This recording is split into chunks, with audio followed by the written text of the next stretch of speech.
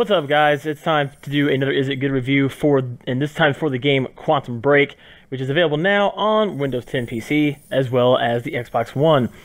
Quantum Break was originally an Xbox One exclusive until Microsoft decided that they were going to also include a copy of this game for Windows 10 PC, meaning that you cannot buy this game on Steam. You can only get it by way of purchasing it online for Windows 10. But it does come with a free copy, which probably a lot of people sold their codes for that. But anyway, moving right along. This was a game that was teased during the Xbox reveal back in May of 2013. This is one of those videos they showed a little teaser for when they revealed the Xbox One at the time. As you can see here, I'm kind of going through the menus like I always do, kind of giving you guys a little bit of a preview. You can see this timeline here, which will show you basically all the levels you've played, well, the collectibles you've collected. You can also upgrade Jack, Joyce as well throughout the game. And then these are these little diary videos you will unlock as well. Now, the thing about Quantum Break is I'm kind of torn. Part of me really wants to love this game. Really wants to love this game for what it's worth.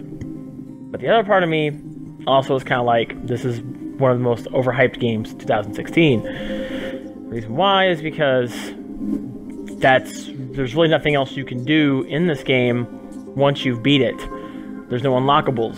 There's no additional difficulty modes. Now, Remedy is very well known for their Max Payne series, in which when you beat the game, they have other difficulty modes like New York Minute, things like that.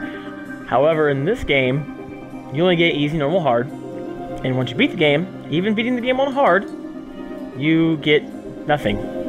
That's it. This game features zero multiplayer, zero co-op, which really, in my opinion, it stands for zero replayability. Matter of fact, you can actually 100% this entire game, including achievements, in one playthrough if you really wanted to. The achievements are very, very easy to get.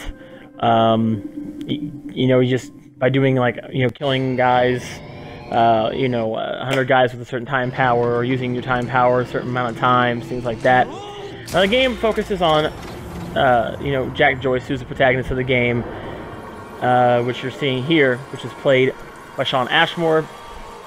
That's his brother, played by Dominic Monaghan, and the antagonist is Paul Serene, who's played by Aidan Gillen, and you can definitely tell where Remedy's budget was in this game, which really is kind of upsetting, because although I do like that they hired, very well-known professional actors to be in the game, and not only that, but they did make it to where you have live-action episodes, which are filler in between acts, which there are only 5 acts.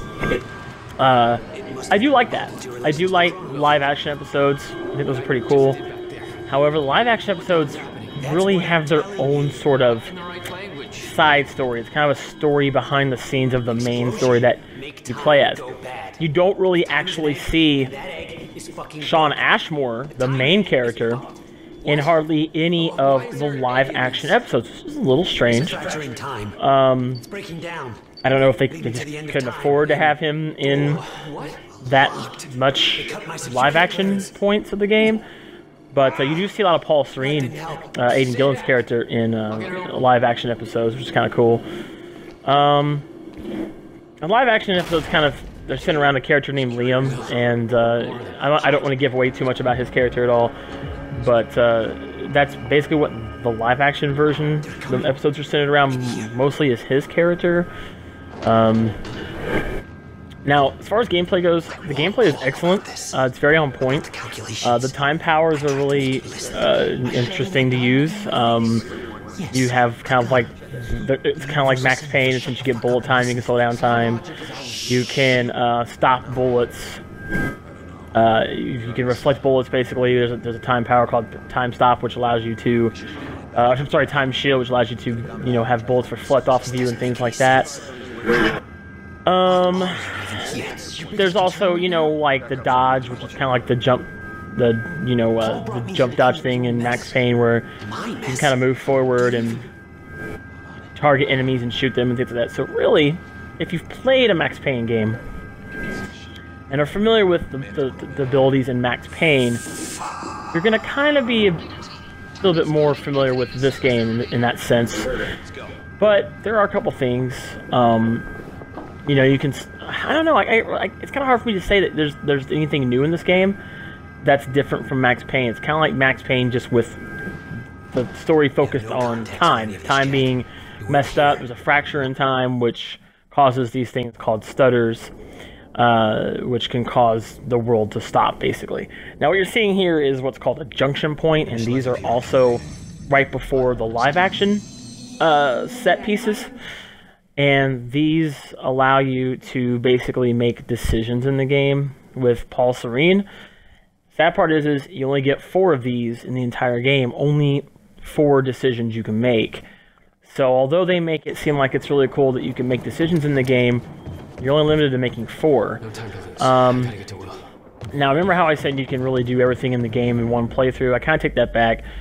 There are some achievements that you'll get based on decisions you make in those junctions, but all you gotta do really is just reload the level, make the other decision, and you get the achievement. It's as easy as that. So, now, the decisions do kind of change the story a little bit. You'll interact with different characters based on choices you make.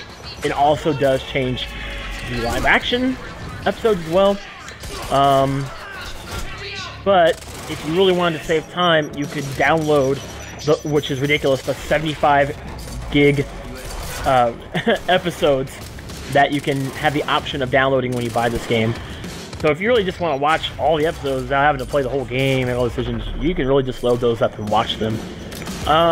It does come, well, at least my copy came with Alan Wake and Alan Wake's American Nightmare, as well as, once again, a Windows 10 PC copy of the game.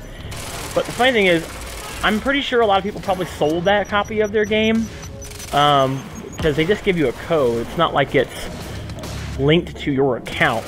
So you're probably going to see a lot of people sell their copy of Quantum Break on the PC. Wouldn't be surprised by that.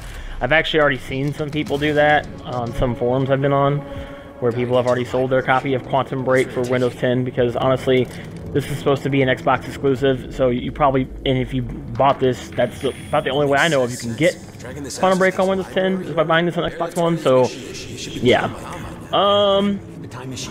The story, I really don't want to give it away. It has some, I think the story was good, the characters were good, but the game just, I don't know, it just felt like playing Max Payne all over again, with a different skin, obviously different characters, things like that. I like Remedy, and I love Max Payne, but I feel like I was just playing Max Payne 5. Like, this was set in an alternate time, and you play as different characters. Now, the game is fun. However, I will tell you this, if you really want to learn more about the story, and this story can be pretty complex because it does deal with timelines and alternate realities, alternate timelines, and things like that. You can get a little confused. I would highly recommend getting the collectibles in the game, which what you can do is, you just saw there, by pushing Y on your Xbox One controller, that allows you to be able to use a power that allows you to see while the enemies are, and it also will highlight any collectibles that you need in yellow as well. So I recommend picking up the collectibles. The collectibles are going to really help you be able to get to know the story, take time to read them. There's also some, Alan Wake references in the game as well, which I thought was pretty cool. There's TVs that you can watch, live action things on, much like also in Alan Wake as well. So it does kind of combine a lot of elements from Max Payne and Alan Wake, puts those two together into what Quantum Break is.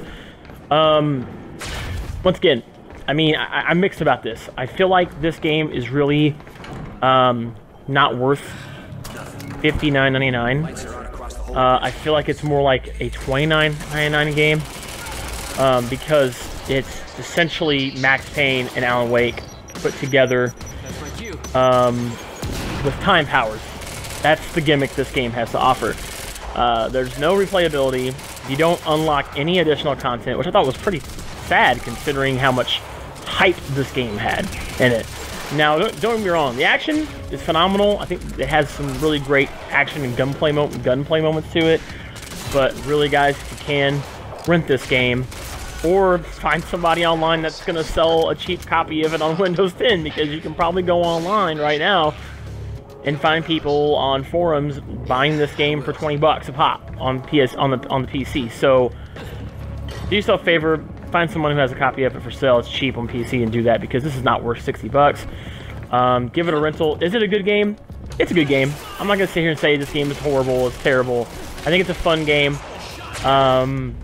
But try to give it a rent or buy it cheap on PC from somebody. Other than that, thank you guys so much for taking the time to watch this review. There's going to be more to come right here on Is It Good. Until next time, see ya!